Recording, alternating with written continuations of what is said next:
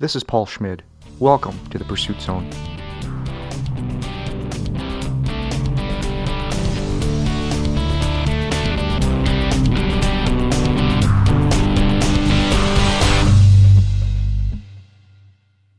Jessica Yurasek is on a journey to become unstuck and to find meaning, purpose, creativity, and inspiration in everyday life.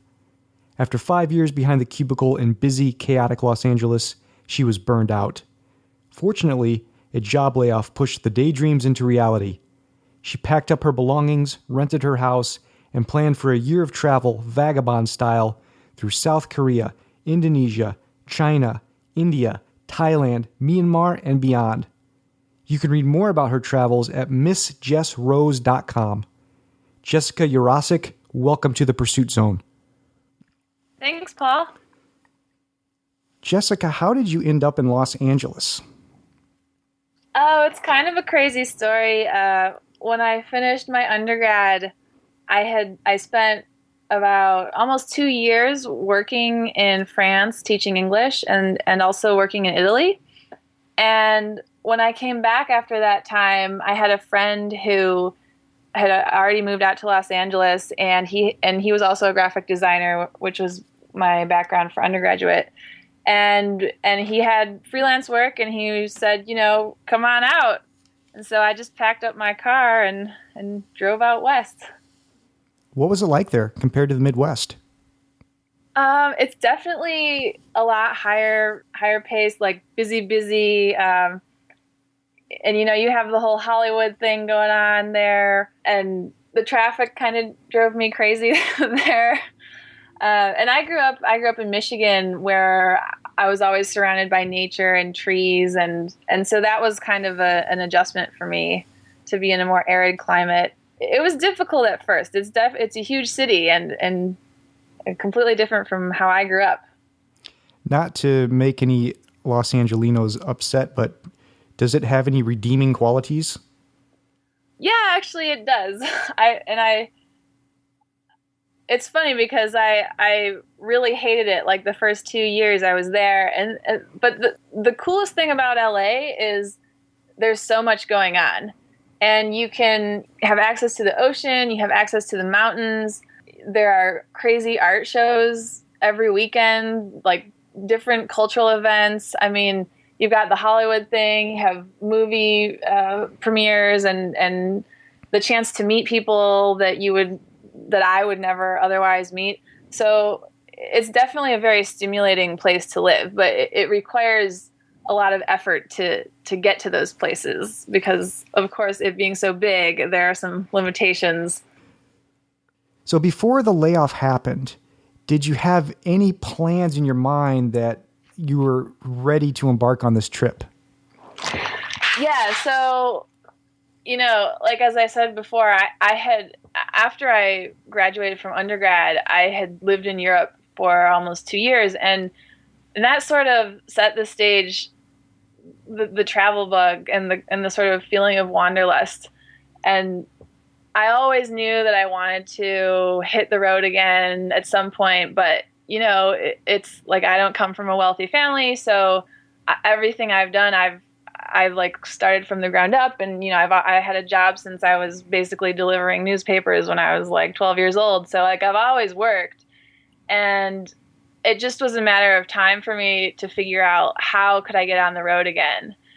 So I knew that I wanted to go to India. That was my original goal. And when I was working at this job before the layoff, I was always saving up. Like for the last 5 years, I was saving up a little bit every paycheck with the goal to go to India.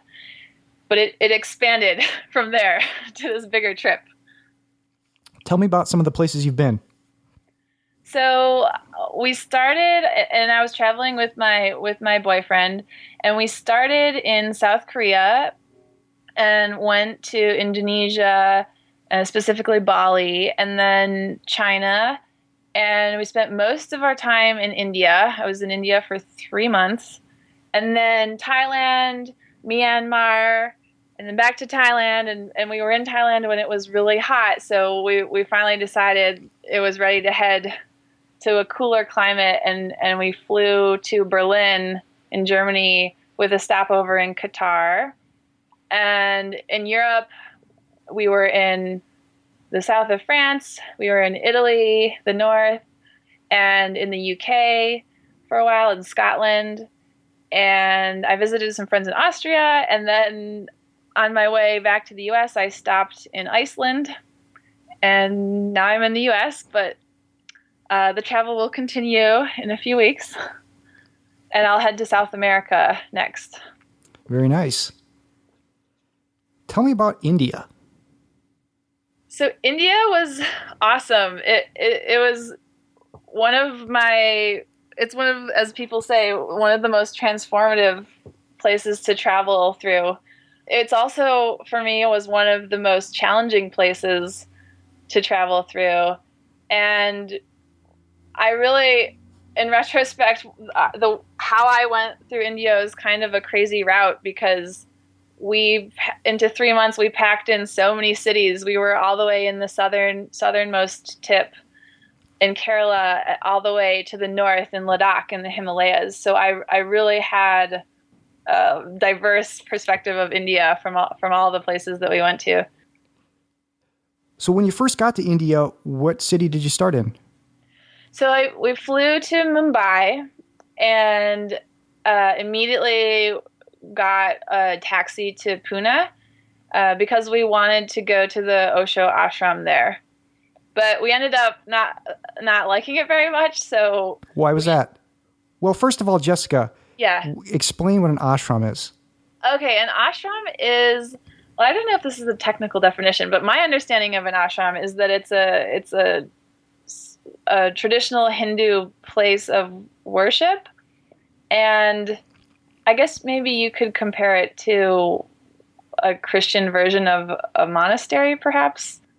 So the Osho ashram, it's you do daily meditations, and in some ashrams you would do yoga, and it's like a spiritual practice and community. So we thought it was weird there, but at that ashram. Then we decided to go to a yoga ashram in Kerala in the south. And we spent a couple weeks at an ashram, doing yoga at an ashram down there before picking up the journey. And then we slowly worked our way north. And we went to Fort Kochi, we went to Goa, we went to Hampi, Aurangabad, where the caves are, the Buddhist caves with all the carvings of the Buddha. We went to Rajasthan and like Jodhpur, Jaipur. We did our visit to the Taj in Agra, which was one of my least favorite cities in India. And then Khajuraho, Varanasi, and then Delhi, and then ended it in Leh, in Ladakh, in the northernmost part in the Himalayas. Which of those parts was your favorite? My favorite place was probably Leh in Ladakh. We were there in the winter time, so there were no tourists there. And India is like something like 90% Hindu.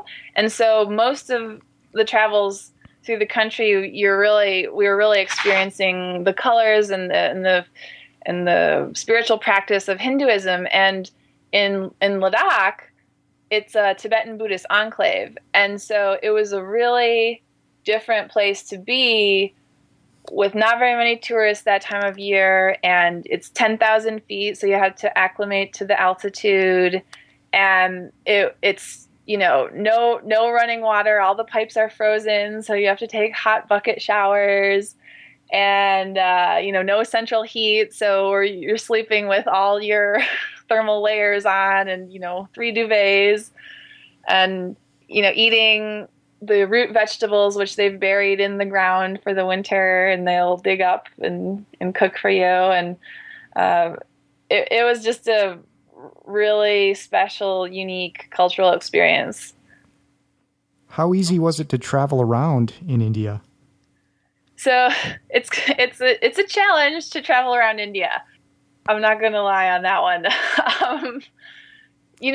One thing that's really hard for the Western mind, I think, traveling in India is is the country is very chaotic on many levels. Like there's the lack of sanitation and like the garbage everywhere. And so culturally, some of these things are hard to process. And, the transportation can be scary because they're like crazy drivers. And we ended up doing like a combination of trains and domestic Indian flights because the distance we traveled was so far.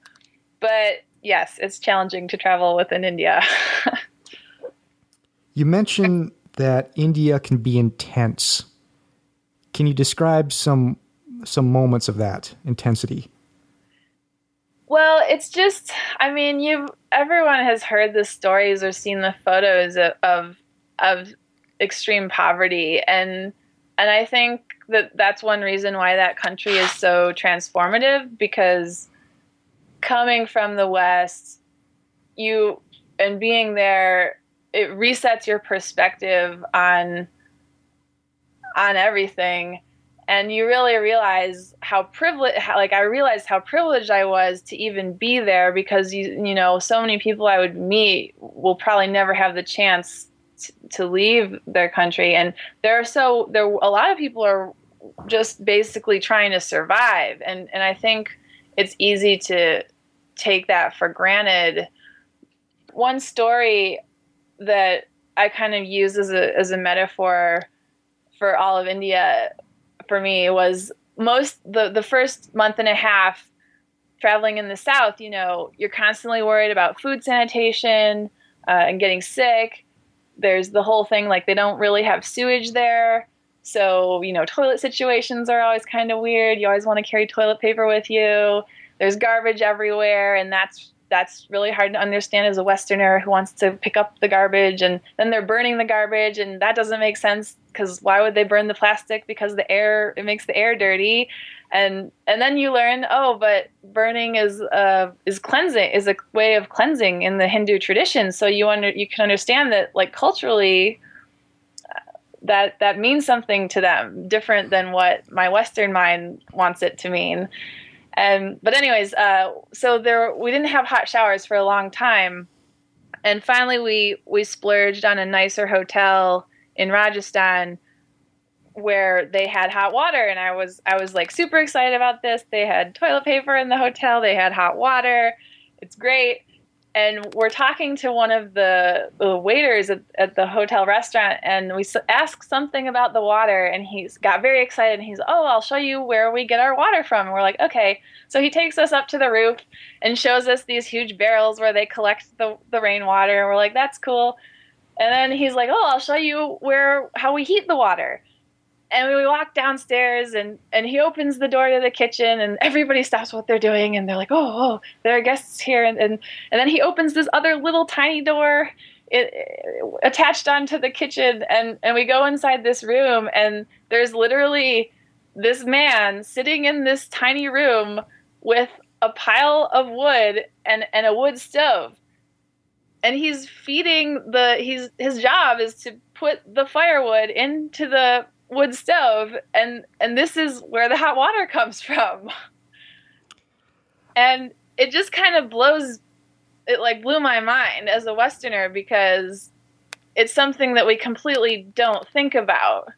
And like, where does your hot water come from? You don't ever think about that. And then you're kind of like, I have this whole thing where I'm like, oh my God, I'm never going to take a really long shower again. And then I have such appreciation for all the things that we have back home. And it's so curious, because so many things in India are like this, where there's a curtain pulled and you don't always, as a Westerner, as a tourist, you don't always get to see what's behind the curtain or how things actually work.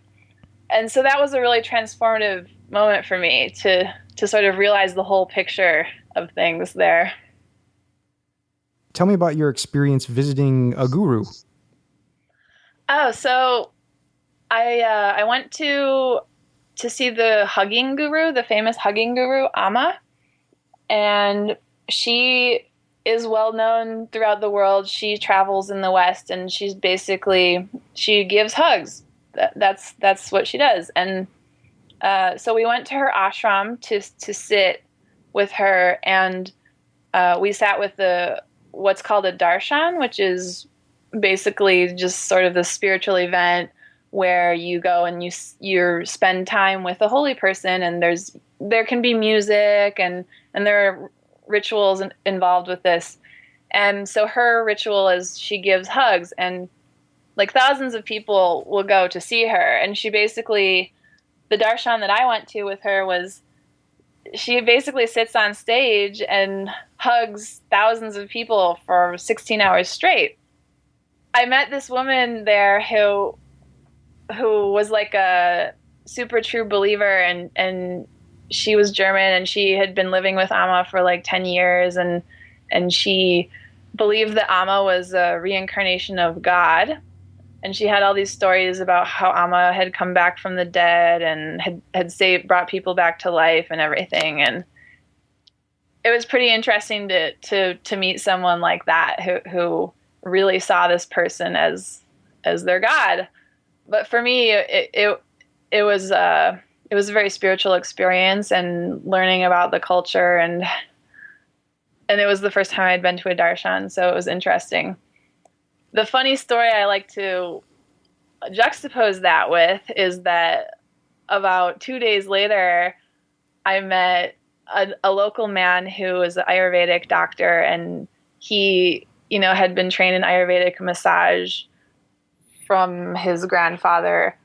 And somehow he's very excited to meet an American, so he was very chatty with me. And somehow he started talking about gurus in India, and he was very negative about that. And he started talking about Amma without me prompting him. And he started saying how, they just want money, and they try to get the money from the Westerners, and how he thinks that she's a fraud. And it was kind of a funny reminder, because, there are always two sides to every story. And here in the same week, I'm meeting like someone who's a complete true believer in this guru. And then I'm meeting a local man who completely thinks that she's a fraud. And it was just an interesting juxtaposition. Do you have plans to go back to India? No plans yet, but maybe in a few years. I guess what I was trying to ask is, do you want to go back to India? Yeah, I do want to go back, but I think I can take a little more time, because it's not an easy place to travel, and I'm definitely happy to have Western amenities again. I've never been to India, so I have no frame of reference there, but I have been to China, specifically Shanghai. Mm-hmm. And so do you feel like the crush of people when you're in India, like you might in some places in China? Oh, yeah. Yeah, you can definitely feel the population there.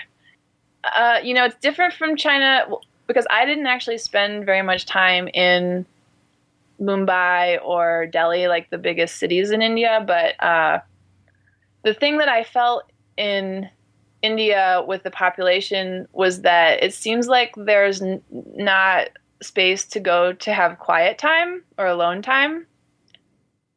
And yes, in that sense, it's somewhat comparable to China. Let's transition into talking about Thailand. But before we do that, I want to, first of all, compliment you on your photography. Oh, thanks. I really like the compositions that you set up in your images. I think they're really great. Thank you. And I also wanted to ask, I don't know if you're a big gearhead, but I just wanted to ask, how's your stuff been holding up for you? Is there anything that you forgot to bring that you wish you would have, or something that you brought that turned out to be totally useless? Oh, yeah.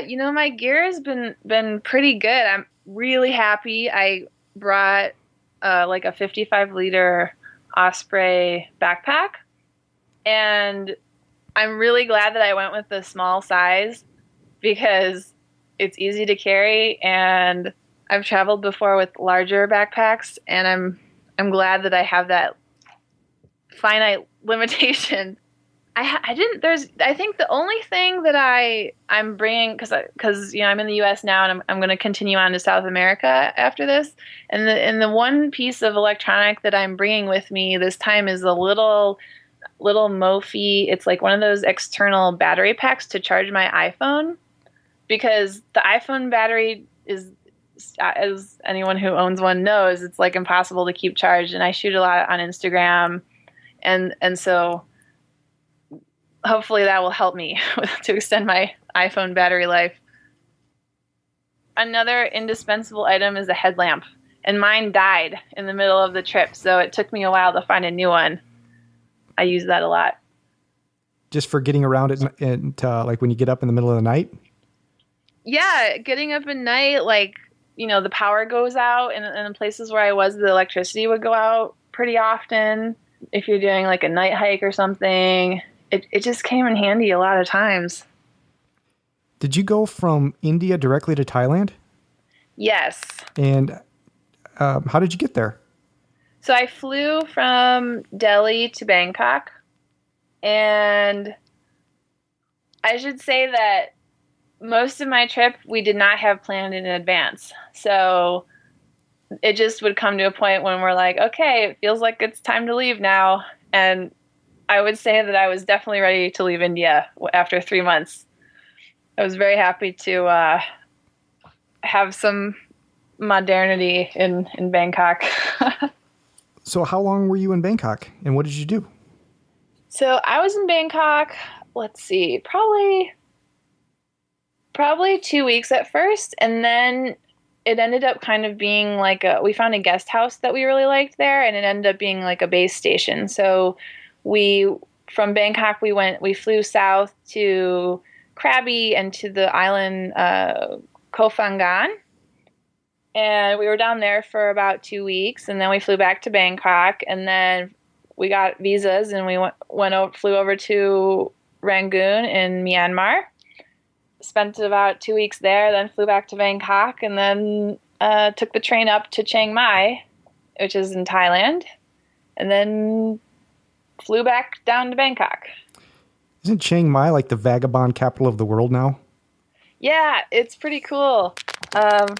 I actually didn't spend very much time in the city, though, because we had a connection with a friend who had this art center, which was about 30 minutes outside of town, called Open Space, and it's where artists can go in residency, and the man who owns it is like a traditional puppet master, and his wife is a ceramicist. So it was pretty cool because we had this relaxing art space in the middle of a rice paddy that we just got to hang out at for about a week.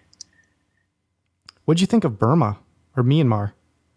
Oh, I like to call it Burma too, because the people are Burmese. It's weird. That was actually one of my favorite countries, and it's one of the places where I felt the safest traveling, because the people it's primarily Buddhist there, and I know you hear in the news a lot about the Muslim extreme Buddhist conflict, but I did not experience any of that when I was there. And the people were just so curious and so gentle and kind, and really excited to meet me and talk. It's a great country. I can see that it's changing. It's going to be changing quickly now that it's opening up more. A lot of the guidebooks say that there are no ATMs there, and you have to go in with like crisp, flat American dollars. And pretty much every city that we went to had an ATM that had like just gone in within the last few months. So that was really, that's going to be a game changer for tourists traveling in Burma. What's been the lowest point of your journey so far? Okay, the lowest point, this is an easy one for me, because the lowest point is what I like to call the curse of Varanasi, which was in India, in Varanasi, the holy city. There was some strange convergence of 24 hours of like everything that could go wrong went wrong. In India, I was traveling with 3 people. It was me, my boyfriend, and our mutual friend. And me and my friend were getting dinner at a restaurant that we'd eaten at, and we ordered dishes that we'd had before. They were hot cooked food, and later on that night, we ended up both waking up and being sick for the first time and the only time in India. But simultaneously, my boyfriend was out walking around along the Ganges near all the burning ghats where they have the burning bodies, and he got pickpocketed. So, as if that wasn't bad enough, so he got pickpocketed.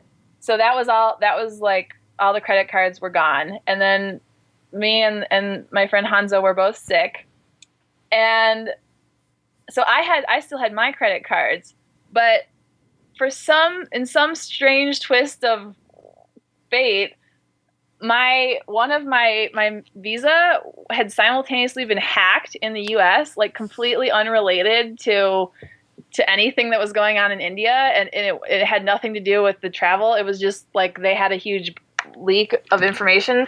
And so my credit card was blocked, and we just couldn't believe that like this many things could go bad like at the same time. It's just one of those things where it ends up being kind of a funny story after you solve the problems. They only got like $10 in cash. It was really actually just more of a huge inconvenience because it was quite difficult to get replacement cards sent to India. And in fact, I think we had like 4 cards that were trying to come through, or 5, because I had to get mine replaced also. And I think only like one of them made it there. So we ended up just having everything sent to Bangkok. And that's what part of the reason why we ended up deciding to finally leave India was because the bureaucracy with mailing credit cards in India was not fun either. But you know how we actually ended up getting out of it was, or like ultimately getting money was we had an Airbnb host who luckily knew what PayPal was and let us basically PayPal him, and he withdrew cash, and he just gave us a bunch of rupees cash, and without that it would have been a little harder to get out of that mess. So then did you ultimately get your credit cards when you were in Thailand? Yeah. Yep. They all made it to Thailand. What's been the highest point of the trip for you so far? Oh, the highest point, it's so difficult because it's like every country, there's something awesome that happened, they've had way more high points than low points, luckily. Have you learned anything new about the world? I think with any travel, it always sort of resets your perspective. And ultimately for me, what it does is when I come back home, it makes me appreciate things that I sort of take for granted at home. And whether that's, my family or just the quality of life that I have, where we have clean drinking water, like I can brush my teeth from the tap. That's like a huge thing that doesn't exist in most of Asia. And the fact that there's toilet paper in most places that you go to in the West, like it's not, in Asia and India, you have to carry toilet paper with you. And, I was only sick one time in India, but I had a lot of digestion problems from the food. It's just a lot of basic comfort things that it's easy to just take for granted that we have here. What have you learned about yourself since you set off? It's a lot of things also.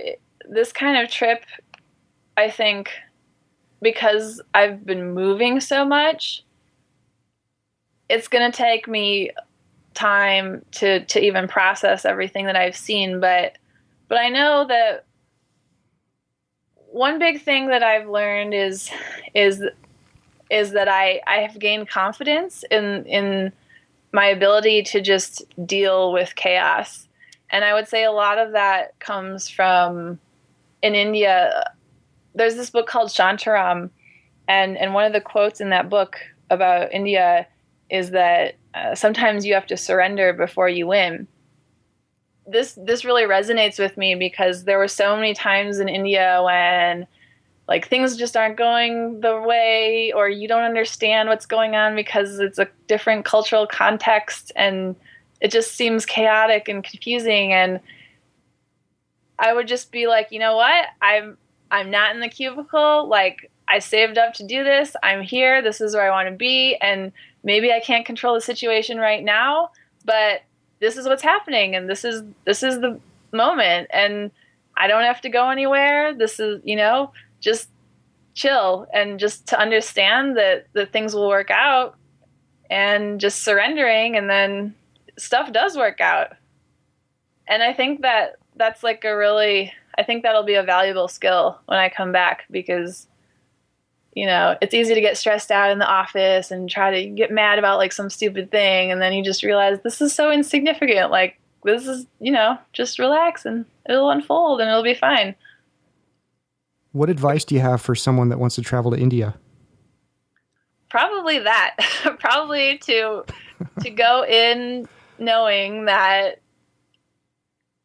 it is a chaotic place and you are not going to be able to control things.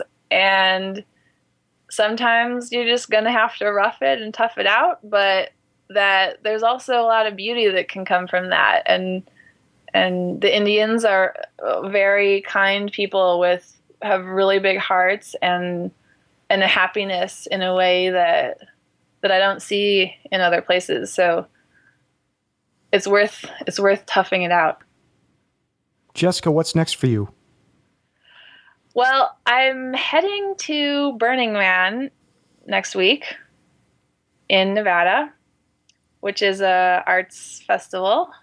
And after that, I'll be in South America for about 3 months. And that will wrap up the year 2013, my year of travel. So after South America travels, I'll come back to the States in December. Have you decided what you're going to do when you get back?